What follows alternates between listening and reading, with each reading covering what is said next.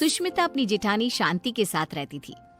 दिखाने को दोनों देवरानी जेठानी एक दूसरे से बहुत प्यार करती थी, लेकिन देवरानी जेठानी के बीच की लड़ाई उन दोनों के अलावा अगर कोई जानता था तो वो थे उनके पति।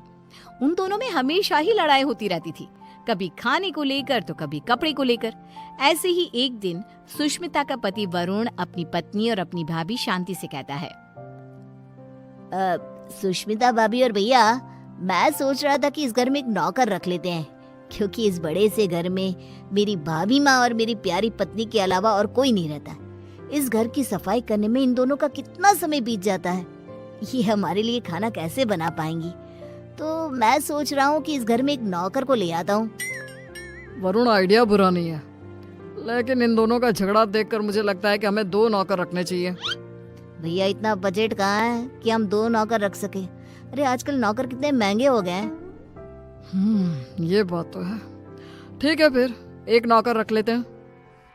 हाँ, इस घर में नौकर ले आओ, लेकिन 1 नहीं 2, क्योंकि जो नौकर मेरा काम करेगा, मैं नहीं चाहती कि वही नौकर मेरी जेठानी का भी नौकर बनकर रहे।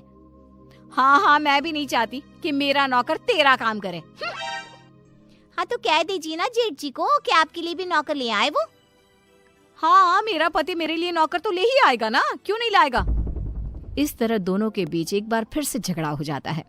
ये देख वरुण और विक्रम उन दोनों की लड़ाई में ना पड़ते हुए अपने अपने काम पर निकल जाते हैं, और काम पर जाते जाते दोनों भाई आपस में एक दूसरे से बात करते हैं। भैया, अगर यही हाल रहा तो हम लोगों को कभी भी खाना समय पर नहीं मिलने वाला। हाँ, तुम सही कह रहे हो वरुण, इसलिए आज शाम को ही हमें एक नौकर का बंदोबस्त करना होगा। इस तरह विक्रम और वरुण अपने काम पर चले जाते हैं, तो वहीं दूसरी तरफ सुष्मिता और शांति की बहस होती रहती है। वो दोनों अपनी बहस में इतनी मगन हो जाती हैं कि उन दोनों को पता ही नहीं चलता कि कब समय बीत चुका है। ऐसे ही शाम हो जाती है, और शाम के वक्त जब डोरबेल बजती है, सुष्मिता दरवाजा खोलती है। उसके सामने वरुण और विक्रम के साथ एक नौकर दिखता है। उस नौकर को देखकर सुष्मिता वरुण से कहती है, अरे वाह वरुण जी, आप तो आज सुबह नौकर की बात कर रहे थे, और देखो शाम को आप नौकर भी ले आए अपने साथ। पति हो तो ऐसा, वरना ना हो। सुष्मिता की बातें सुनकर शांति का गुस्सा 7वें आसमान पर पहुंच जाता है, जिसके बाद वो अपने पति के ऊपर चिल्लाते हुए कहती है, अजी आप क्यों नहीं लेकर आए? आपको दिखाई नहीं देता मैं कितनी थक जाती हूँ। अरे भाग्यवान, इस नौकर को मैं और वरुण हम दोनों ही लाए हैं। श्याम लाल किसी एक की चाकरी नहीं करेगा, बल्कि वो पूरे घर की सेवा करेगा। हाँ भैया, बिल्कुल ठीक कह रहे हैं। श्यामलाल, किचन ऊपर है, जाकर खाना बना दो। ठीक है साहब। श्यामलाल किचन में जा ही रहा था कि तभी शांति उसे रोकते हुए कहती है, अरे श्यामलाल, पहले तुम मेरा और विक्रम जी का खाना बना देना। इन दोनों को क्या है, इन दोनों का आराम से बनाते रहना, क्योंकि ये लेट नाइट्स होते हैं। ठीक है मैम साहब। अरे ऐसे कैसे? श्यामलाल, पहले तुम मेरा खाना बनाओगे। बेचारा श्यामलाल उन दोनों की बात में फंस जाता है। वो सर पर हाथ रखकर बैठ जाता है, क्योंकि उसे समझ में ही नहीं आ रहा था कि पहले किसका खाना बनाया जाए। ये देख अब विक्रम श्यामलाल का समय फिक्स कर देता है, और अपने समय अनुसार श्यामलाल अपना काम करता है। कुछ दिन तो घर में शांति का माहौल बना रहता है, लेकिन एक दिन श्यामलाल कपड़े धोने के लिए सुष्मिता के पास जाता है और उसे कहता है, बीम साहब, कपड़े धोने के लिए है तो आप मुझे दे दीजिए, मैं अभी आपके कपड़े धो देता हूँ। उसकी बात सुनकर शांति आती है और उसके ऊपर चिल्लाते हुए कहती है, श्यामलाल, तुम पहले मेरे कपड़े धोगे। अगर तुमने मेरे कपड़े नहीं धोए तो मैं तुम्हें नौकरी से निकाल दूंगी। जी, नाम तो आपका शांति है, लेकिन आपके अंदर ना शांति नहीं है बिल्कुल भी। अरे इस समय वो मेरे कपड़े धोएगा। हाँ, श्यामलाल उन दोनों की बातें सुनकर फिर से एक बार फंस जाता है। दुखी होते हुए कहता है, मैम साहब, आप दोनों ही मुझे अपने कपड़े दे दीजिए, मैं एक साथ कपड़े धो दूंगा। नहीं, हमारे कपड़े एक साथ नहीं धुलेंगे। नहीं, हमारे कपड़े एक साथ नहीं धुलेंगे। उनकी बात सुनकर श्यामलाल बेचारा एक बार फिर कंफ्यूज हो जाता है, और वहां से मुंह लटकाए नीचे किचन में जाकर काम करने लगता है। ऐसे ही समय बीतने लगता है, और एक दिन श्यामलाल शांति के कमरे में कुर्सी पर खड़ा होकर पंखे को रगड़ रगड़ के साफ कर रहा था।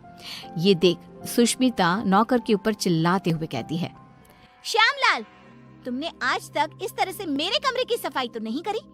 अरे ऐसी कौन सी मेहरबानी करी है जेठानी जी, जो तुम उनके कमरे की इतने अच्छे से सफाई कर रहे हो।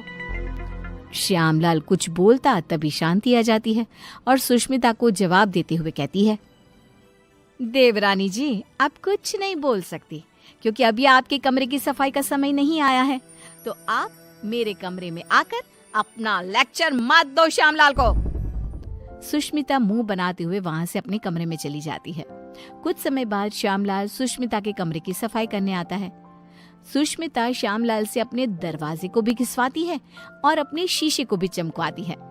कभी अपने कमरे के फर्श को अच्छे से रगड़वाती है और इस तरह श्यामलाल पूरी तरह से फंस जाता है। उसे समझ में ही नहीं आ रहा था कि इन दोनों को कैसे संभाला जाए, लेकिन वो बेचारा करता भी क्या, मजबूर था। ऐसे ही एक दिन श्यामलाल बाजार से सब्जियां लेने जा रहा था, तभी वो खुद से कहता है, क्यों ना मैं एक ही समय पर दोनों मेम साहब की सब्जियां ले आऊं और दोनों को अलग अलग समय पर दिखा दूंगा कि मैं अलग समय पर यही सब्जियां लेकर आया हूँ। यही ठीक रहेगा। इस तरह श्यामलाल सब्जियों को लेकर आ जाता है, लेकिन जैसे ही वो घर में घुसता है वैसे ही उसके सामने सुष्मिता और शांति खड़ी होती है। ये देख श्यामलाल के पसीने छूट जाते हैं। ये देखकर सुष्मिता कहती है, क्यों श्यामलाल, तुम्हारे पसीने क्यों छूट रहे हैं? तुमने कोई गलत काम किया है क्या? श्यामलाल, मैंने कितनी बार मना किया था कि इसके काम के साथ मेरा काम नहीं करना, लेकिन तुमने फिर से वही किया ना जो तुम्हें नहीं करना था।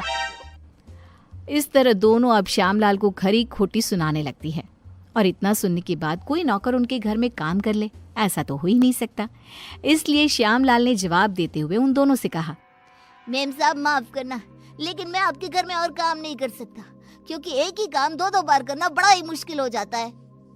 अरे तो क्या तुम उसके पैसे नहीं ले रहे हो? उसकी ये बात सुनकर बेचारा श्यामलाल चुप हो जाता है और ना चाहते हुए भी उन दोनों का काम करना पड़ता है। अलग अलग समय पर एक ही काम 2 बार करता हुआ खुद को देख वो बहुत परेशान होता रहता है।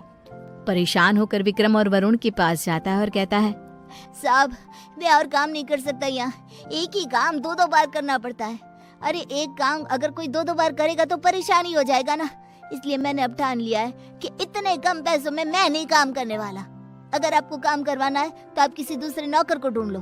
मैं तो यही सलाह देना चाहूंगा कि आप दोनों अपनी अपनी पत्नियों के लिए अलग अलग नौकर रखना, वरना उस बेचारे का भी मेरे जैसा ही हाल हो जाएगा। इतना कहकर श्यामलाल उनकी नौकरी उनको ही सौंप कर चला जाता है। इस तरह बेचारे वरुण और विक्रम परेशान हो जाते हैं। कुछ समय बाद उन दोनों की पत्नियां हॉल में आती है और अपने पतियों से कहती है, अरे श्यामलाल कहाँ है? अरे श्यामलाल कहाँ है? दोनों भाई एक दूसरे की तरफ देखते हैं और कहते हैं, वो काम छोड़कर चला गया, तुम दोनों ने उसके नाक में दम कर रखा था। अच्छा, तो हम लोगों ने उसके नाक में दम कर रखा था तो तुमने उसको निकाल दिया ना, तो अब इस घर का काम तुम लोग ही करोगे। हाँ, मेरी देवरानी बिल्कुल सही कह रही है, अब इस पूरे घर का काम तुम लोगों को ही करना होगा। इतना कहकर दोनों देवरानी जिठानी चली जाती हैं। अब बेचारे वरुण और विक्रम दोनों को ही घर का काम करना पड़ता है। घर की सफाई, कपड़े धोते, बर्तन धोते और खाना बनाने के बाद बेचारे दोनों ऑफिस